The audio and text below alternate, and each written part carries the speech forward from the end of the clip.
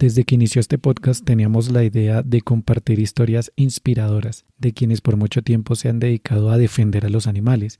Lamentablemente esta cuestión de la pandemia, el aislamiento y otra serie de circunstancias nos impidieron cumplir con ese propósito que planteamos en nuestra presentación del podcast.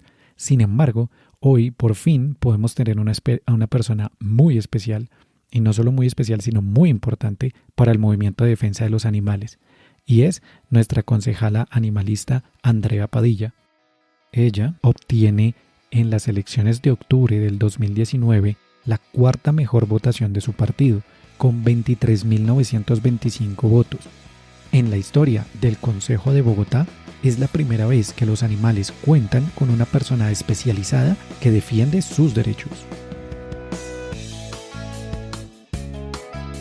Bienvenidos a Boletín Animal, un momento para conocer mejor a los animales, aprender a ayudarlos y conocer historias inspiradoras de quienes por mucho tiempo se han dedicado a defender a quienes no tienen voz. Muchas gracias por ver, escuchar y descargar este episodio. Apreciamos mucho el hecho de que estén aquí.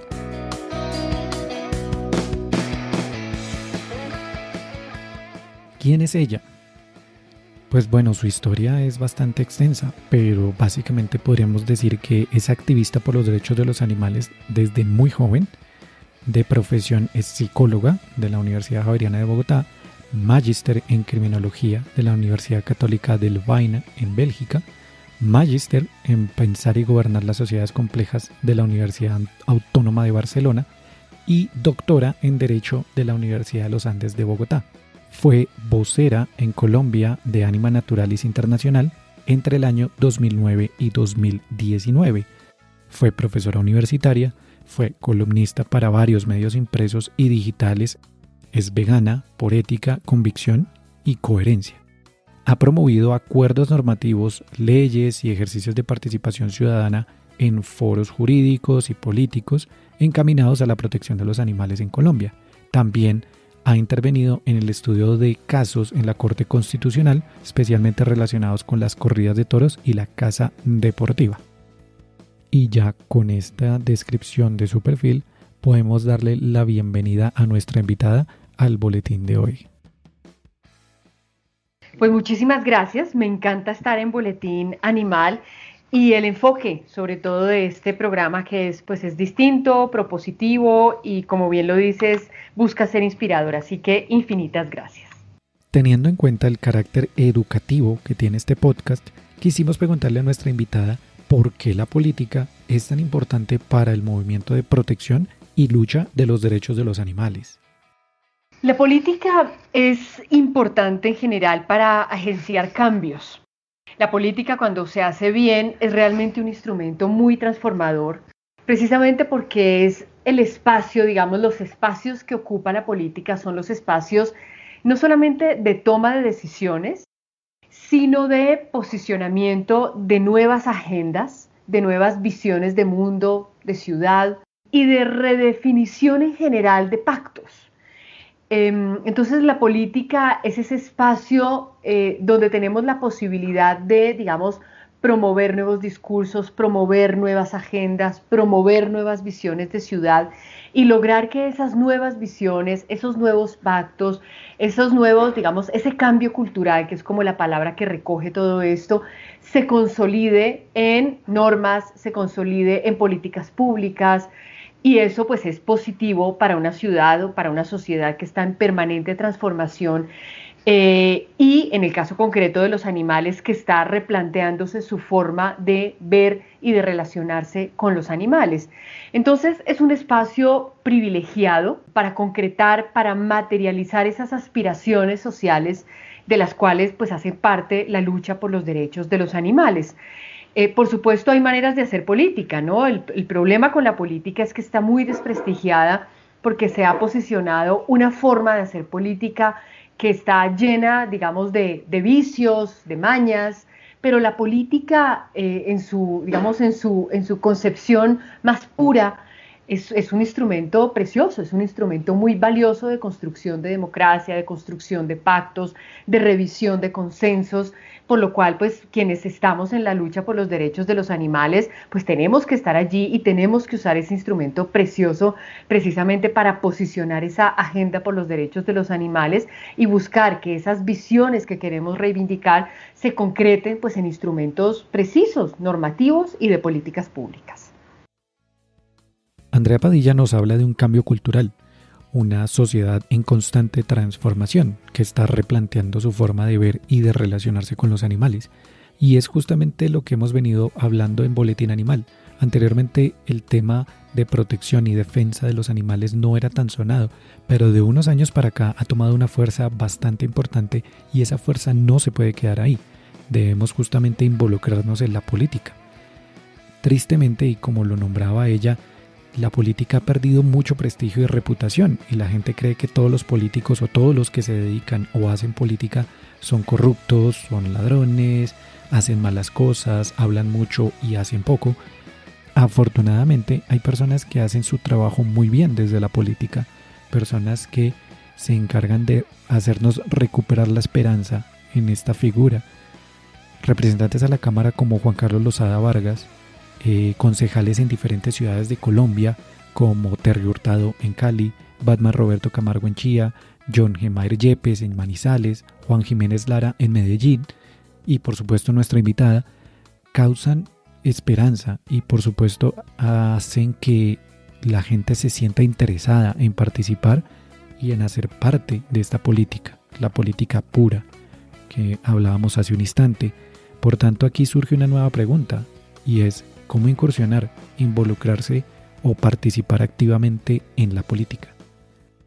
La vida es política en general, entonces yo creo que no solamente se trata, digamos, de restringirse a los cuerpos colegiados, a las corporaciones públicas, a los órganos de elección popular, sino que hay maneras de participar en la política. Y en general todo lo que se haga desde el activismo tiene una incidencia política.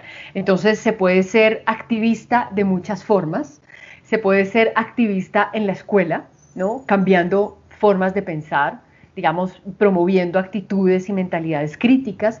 Se puede ser activista llevando a las calles performance y puestas en escena que sean confrontadoras y que inviten al ciudadano a revisar sus formas de producir, de consumir, de pensar, de actuar en la ciudadanía y en lo público. Se puede ser activista haciendo uso de instrumentos de participación ciudadana, haciendo veeduría, haciendo control social, haciendo, digamos, usando herramientas de litigio estratégico, acciones populares, demandas de constitucionalidad, promoviendo proyectos de acuerdo, proyectos de ordenanzas, proyectos de ley. Se puede hacer activismo académico. Hay muchas formas, digamos, como de incidir desde distintos frentes que tienen incidencia política. Pero ya, digamos, en la política electoral, pues se puede incursionar, se puede incluso formar un partido nuevo, se puede vincularse a partidos que ya existen en juventudes, digamos, casi todos los partidos tienen una línea de juventudes y es muy valioso. Yo creo que el tema de los partidos políticos es un gran instrumento de la democracia que hay que reivindicar. Y eso se reivindica en la medida en que se renueve, en que lleven precisamente nuevos aires, nuevas miradas, juventudes, nuevas agendas.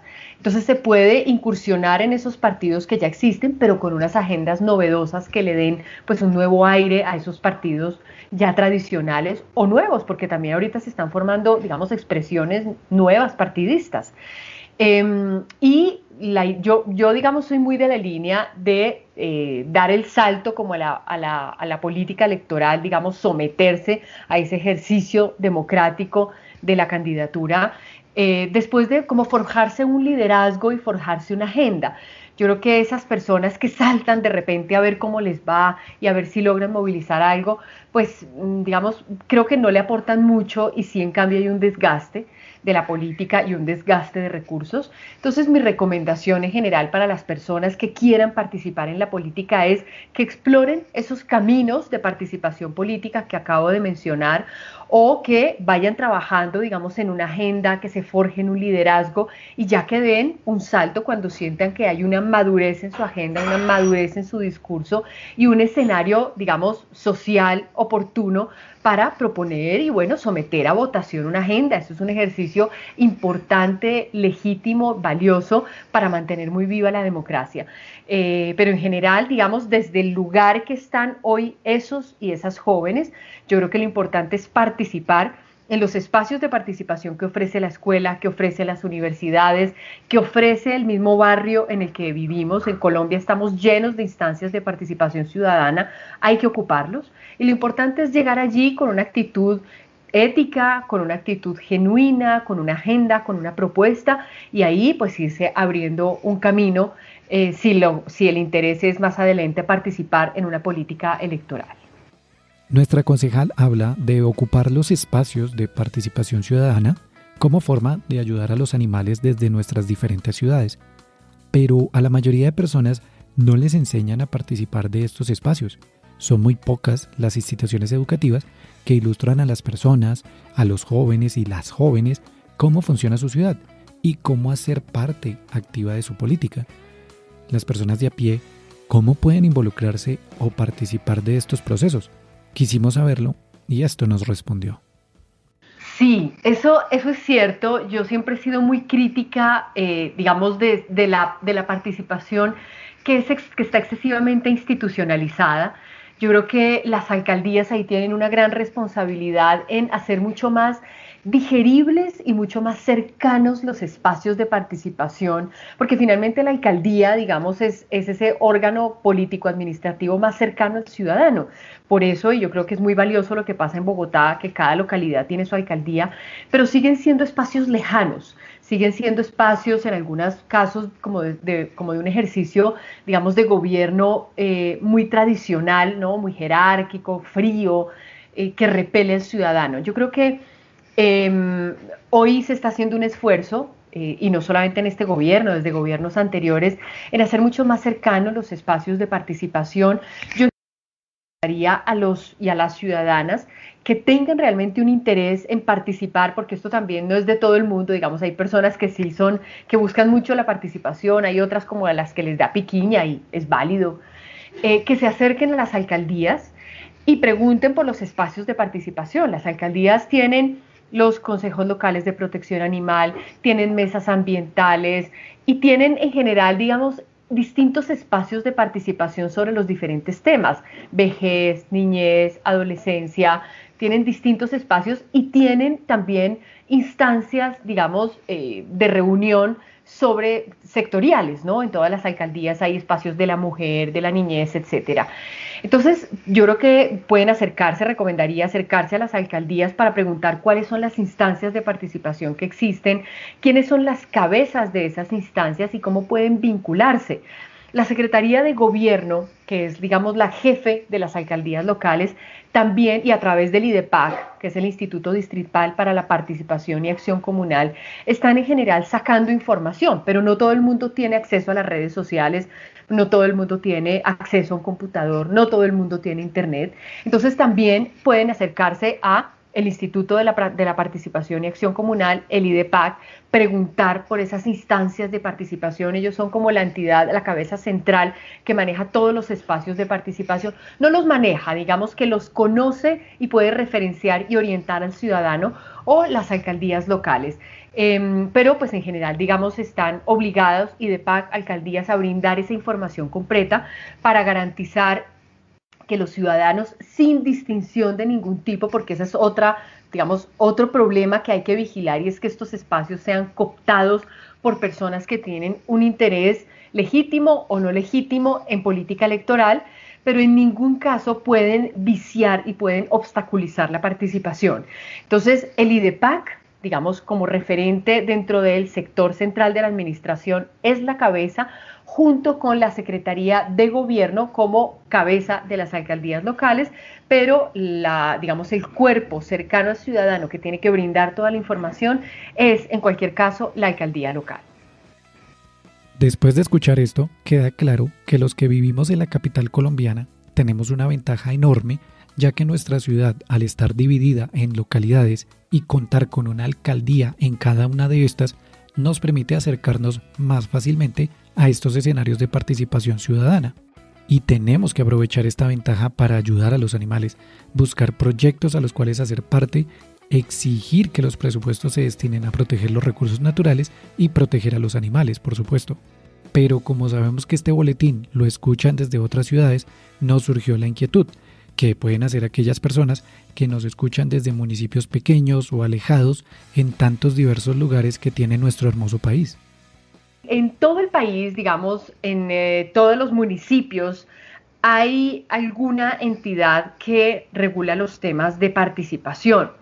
Yo no sabría decirte el nombre en cada municipio porque, digamos, no todos los municipios tienen secretarías de gobierno, secretarías de salud, sino que están las ULATAS. Hay una organización, digamos, político-administrativa distinta, pero todos los municipios tienen entidades que organizan la participación ciudadana. Yo creo que el puente, digamos, o el órgano de comunicación que debe estar a la mano del ciudadano es siempre la alcaldía, particularmente pues en los municipios chiquitos. Ya en los municipios de primera, segunda categoría, categoría especial, pues están, digamos, las secretarías de gobierno, hay secretarías de la participación, hay secretarías de la mujer. Entonces, digamos, para las personas que tengan como un interés muy específico en algún tema, yo recomendaría buscar el sector, la cabeza del sector. En sus páginas web está toda la información, pero también, digamos, de manera directa en las entidades, solo que pues hoy estamos más virtualizados que nunca, así que a través de internet pues pueden acceder a esa información. Y en los municipios chiquitos, tercera, cuarta, quinta, sexta categoría, pues las alcaldías municipales son los órganos que están obligados a brindar toda la información que requiera el ciudadano y que pues están, digamos, más a la mano. Pero, digamos, en general, en todo el país hay instancias de participación. Colombia es uno de los países que más ha avanzado en materia de participación y lo hizo precisamente a partir de la Constitución del 91, que busca garantizar la participación ciudadana como un derecho fundamental. Entonces, a partir de la Constitución se ha garantizado que en todos los municipios del país haya escenarios de participación, así que esto debería estar garantizado en todos los municipios del país. Después de escuchar esto, queda resonando de manera agradable la idea de que Colombia ha avanzado en materia de participación ciudadana. Esto, como ya lo dijimos, es algo que debemos usar en favor de los animales en todo el territorio nacional. Sin embargo, queda también rondando en nuestra cabeza, con todo esto que hemos conversado, cómo está el panorama o la situación general para los animales en nuestro país en relación o comparación a su capital, Bogotá. Colombia está mal. Colombia está mal en materia de protección animal.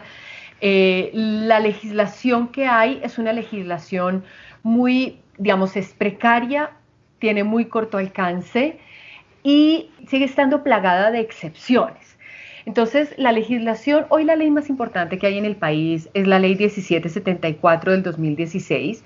Es una ley que crea el tipo penal del delito contra la vida y la integridad física y emocional de los animales y digamos que redefine el procedimiento policivo y judicial en materia de contravenciones. Sin embargo, es una ley que sigue exceptuando escenarios de violencia contra los animales, escenarios institucionalizados, como los espectáculos crueles con animales, como el uso que se hace de los animales en la industria de la alimentación, entre otras prácticas que son muy crueles, que cobran miles de millones de víctimas y que siguen estando pues exceptuadas de esa protección normativa. Entonces es una ley que tiene, digamos, una cobertura limitada y que en su aplicación tiene muchas falencias porque la ley todavía no ha sido reglamentada y en su misma redacción es difusa. Entonces, por ejemplo, les deja a los inspectores de policía la responsabilidad de definir qué consideran ellos que es maltrato animal, lo que ya, digamos, de entrada puede ser muy antigarantista. Con un inspector de policía o con un alcalde, en el caso de los municipios pequeños, que consideren que el maltrato animal digamos, son las conductas que conllevan la muerte del animal o que implican la lesión física evidente de un animal. y no incluyen el maltrato emocional, el maltrato psicológico, que no incluyen el abandono, que no incluye la negligencia o que no incluyen maltrato que puede ser más sutil, pero que es igualmente violento, como ocurre, por ejemplo, con los niños, ¿no? Entonces, pues es muy limitado, digamos, esa redacción, que es lo que los abogados llaman de textura abierta, pues deja que sean los mismos operadores de justicia los que decidan si un animal es maltratado o no a su propio criterio. La aplicación también tiene muchos problemas porque no existe la institucionalidad, que es lo mismo que pasa en muchos temas. Se saca una ley, pero no existe el personal que aplique la ley. Entonces, los inspectores de policía, en el caso, por ejemplo, de Bogotá, son inspectores que conocen un montón de situaciones relacionadas con la convivencia, que van desde la discoteca que abre a horas en las que no debe abrir, la venta ilegal de licor, la riña entre vecinos, en fin, una infinidad de temas donde el maltrato a los animales pues pasa a estar en el último renglón porque lo ven como algo chiquito, porque no es importante o porque no tienen el conocimiento.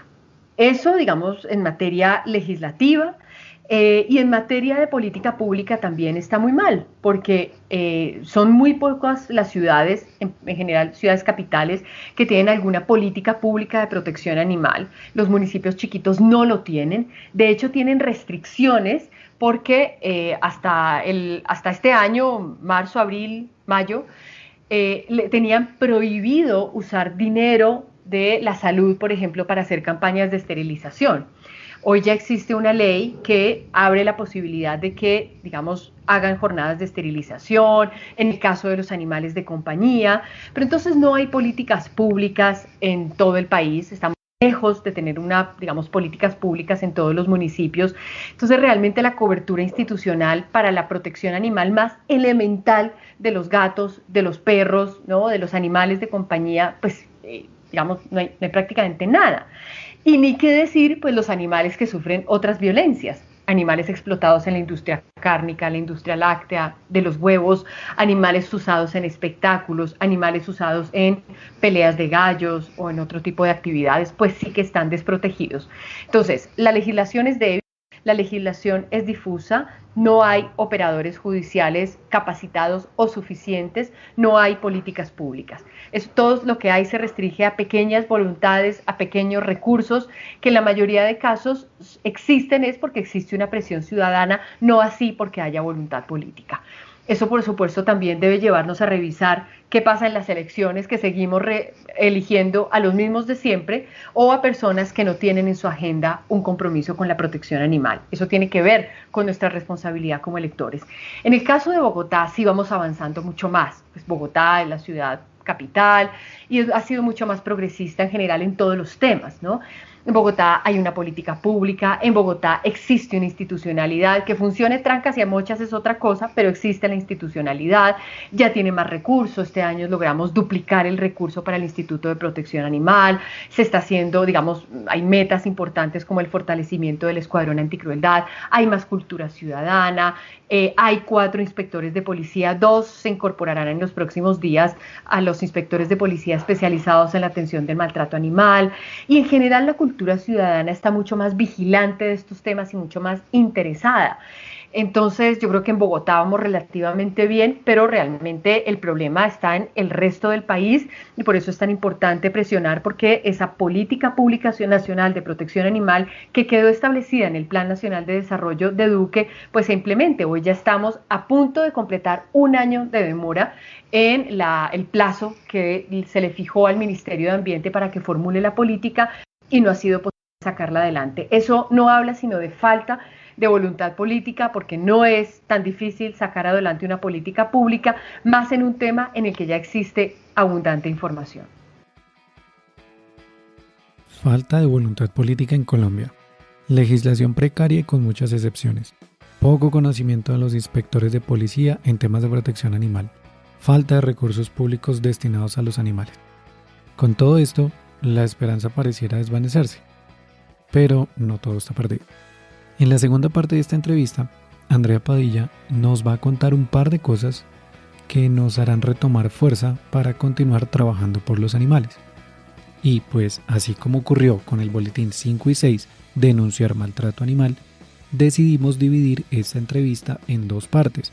Primero, para que tengan el tiempo de interiorizar y analizar estas ideas y este discurso, y por otro lado, para no hacer este boletín tan largo. También les queremos pedir disculpas por los cortes que quizás alcanzaron a percibir en algunos momentos, pero pues esto se debió a los altibajos de conexión que suelen presentarse en este tipo de llamadas. Recuerden que nos encuentran en todas las redes sociales como @boletinanimal. Asimismo, nos ayudaría mucho que nos den a conocer a través de sus contactos, conocidos, amigos y todo aquel que esté interesado en la protección de los animales. Y sigan atentos a nuestro próximo boletín, que será la continuación de esta entrevista.